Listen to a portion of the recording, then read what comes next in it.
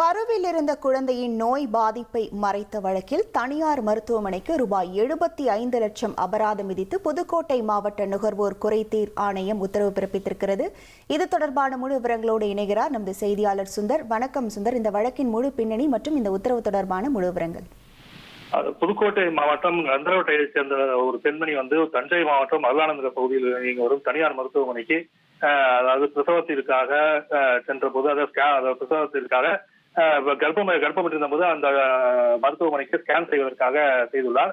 அப்போது ஸ்கேன் செய்ய சென்ற போது அந்த கருவில் இருக்கும் குழந்தைக்கு நோய் இருப்பது அப்பயே கண்டறியப்பட்டுள்ளது. ஆனால் அவர்கள் அதை பெற்றோர்களுக்கு அந்த பெண்மணிக்கும் அவருடைய அந்த பெண்மணியின் கணவருக்கும் கூறவில்லை என்று கூறப்படுகிறது. இதுதான் குறைப்பிரசவமாக நடந்துள்ளதாகவும் கூறப்படுகிறது. இதைத் தொடர்ந்து அந்த பெண்மணியின் கணவர் புதுக்கோட்டை மாவட்ட நுகர்வோர் குறைதீர் ஆணையத்தில் அந்த மருத்துவமனை மீது வழக்கு தொடர்ந்தார். இந்த வழக்கை விசாரணை செய்த புதுக்கோட்டை மாவட்ட குறைதீர் ஆணையம் இந்த பெண்மணிக்கு 75 லட்சம் ரூபாய் அபராதம் விதிக்க வேண்டும் என்று தற்போது அந்த தனியார் மருத்துவமனைக்கு உத்தரவிட்டுள்ளது. இந்த சம்பவம் புதுக்கோட்டையில் பகுதியில் பெரும் பரபரப்பை ஏற்படுத்தியுள்ளது. உங்கள் விவரங்களுக்கு நன்றி சுந்தர்.